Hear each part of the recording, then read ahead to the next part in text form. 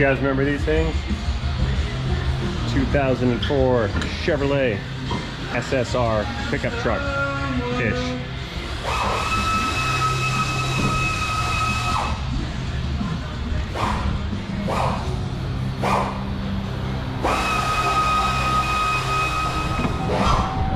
These things were an interesting concept, built in the early 2000s out of a conglomeration of different parts. We see regular Chevy pickup truck ignition cylinders, key fob, radio.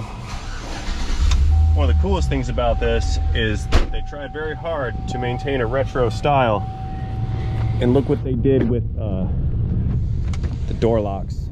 Can you guys see, or is it too dark? Remember the old school door lock assemblies? Let's see if we can see it better from this side. No.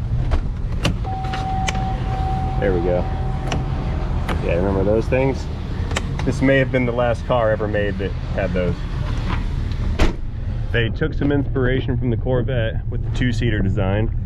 Very, very large console assembly. Can't see.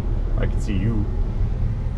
Yeah, interesting, fun little toy cars. Anyway, this thing's here for routine maintenance. Let's turn the light off. Maintenance complete. All right, that'll do it. Thanks for watching. See you guys later. Firing down. I'm just kidding. You guys know that I wouldn't do that to you.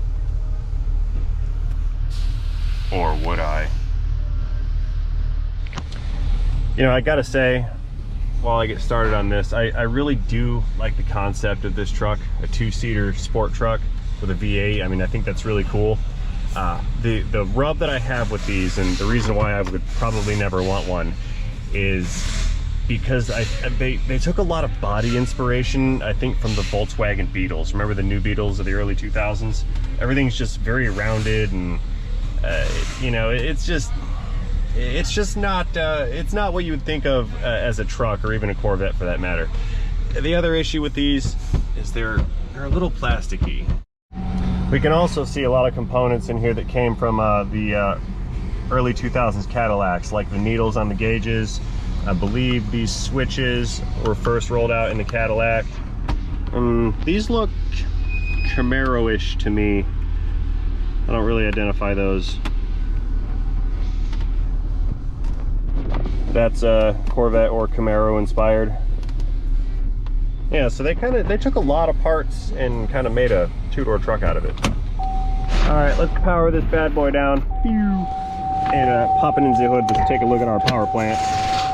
Shut up. That's actually pretty smart how they sourced the parts on these, because that means they didn't have to R&D new parts. It's like a PT Cruiser in here. Like we talked about earlier, it's equipped with the 5.3 liter, and I believe this is the LM4. It's the base model truck engine. You see the truck intake manifold on it.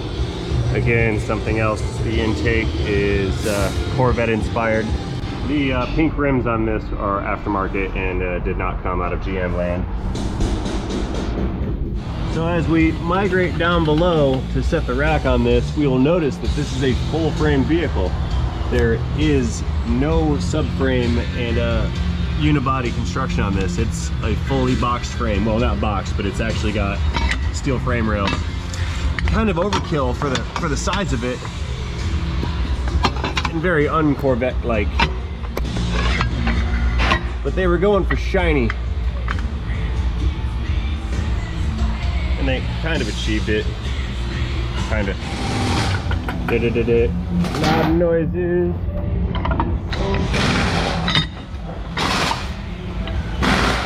I need to move these. They're gonna hit that right there, and I can't like it. There. Continuing our tour of this super truck, down below we see very, very standard, looks like a Chevy Tahoe frame back here. You notice from the lateral link with the missing bump stops and the coil springs. I do believe this is Tahoe inspired. Very standard GM 10-bolt rear axle. Again, more stabilizing links. Let's see, right here, see this section here? This is where they cut and shortened the frame for this particular platform. See the welded area where they put the scab in? There's another one on this side here.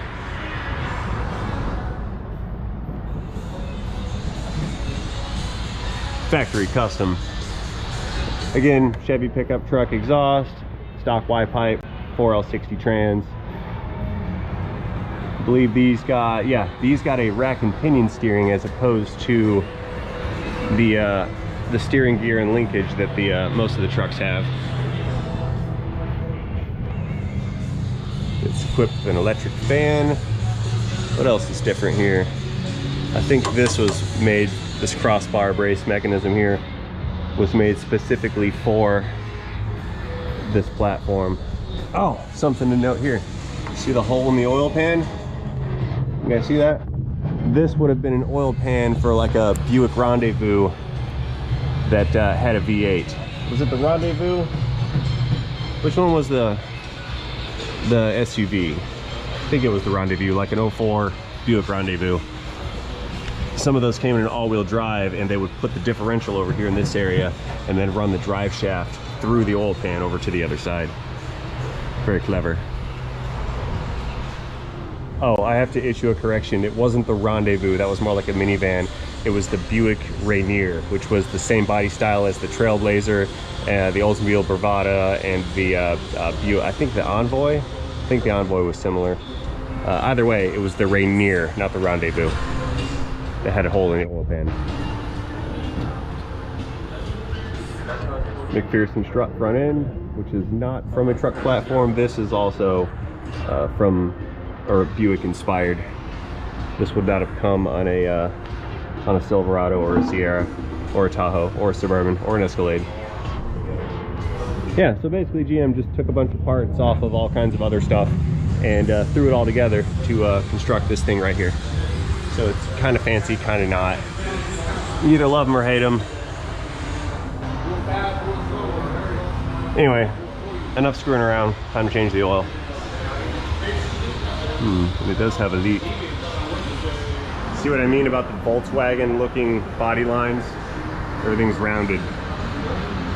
Corners are rounded, it's all round.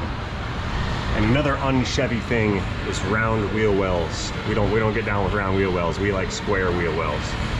And I know you Ford guys are going, you Chevy idiots trying to put a round peg in a square hole. Yes, because it looks awesome. Let's see how. Reverse clickage. Oh, that's tight.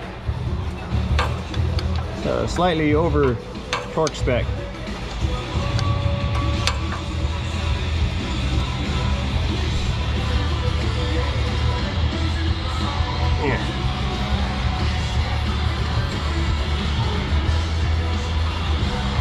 This is coming like right at us.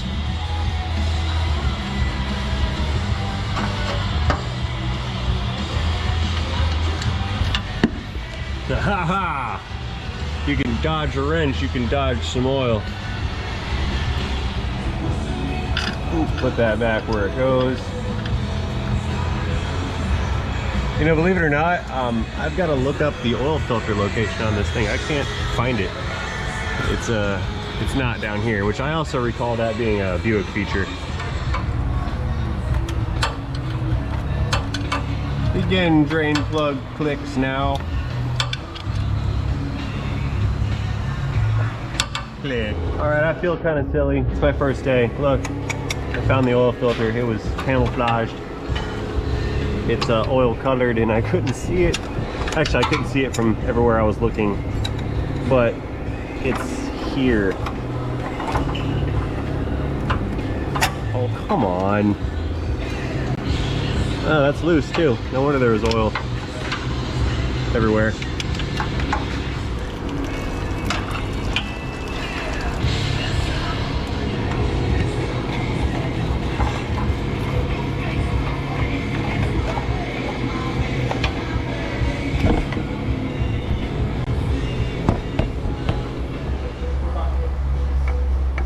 Taking care to not contaminate the clean filter with dirty sludge.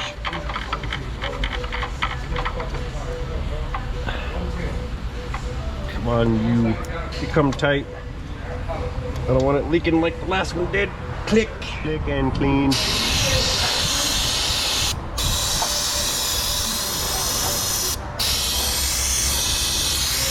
It cleans the oil so I don't have to.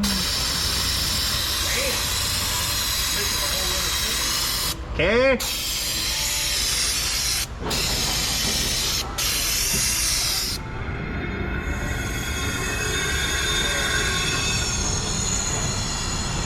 Contact. Alrighty, we need 6 quarts of 5 Winter 30 fully synthesized engine lubricant compound.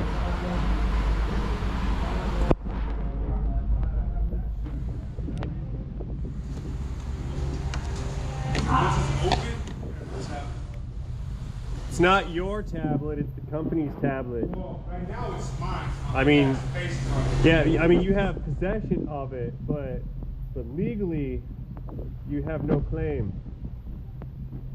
And I'm just saying. He didn't like that.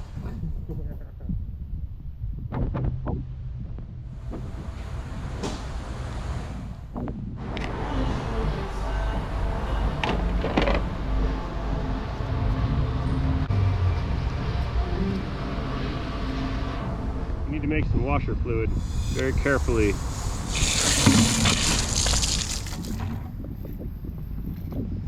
Come back. Here, I'll get you.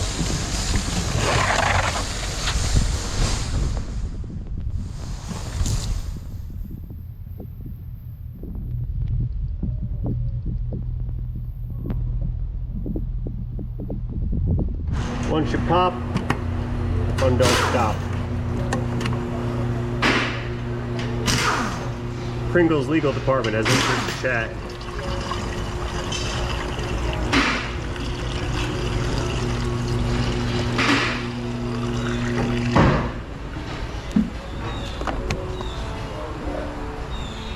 Engine oil service complete. Alright guys, I hope you enjoyed today's episode of Video Infotainment. If you did enjoy this video, as always, I would only ask of you to communicate that to me effectively by tapping that like button down below. If you didn't enjoy this video, I'm sorry, can't do anything about that. But I hope you enjoyed this video because I enjoyed making it for you. Alright guys, that is going to wrap up today's episode of Video Infotainment. As always, I hope you enjoyed this video. If you did enjoy this video, the only thing I would ask of you is to communicate that to me effectively by tapping that like button down below. If you didn't enjoy this video, I'm sorry, there's nothing I can do about that. Anyway, again, and as always, thank you guys for watching, and most importantly, do not forget to have yourselves a great day. See you guys later. Bye.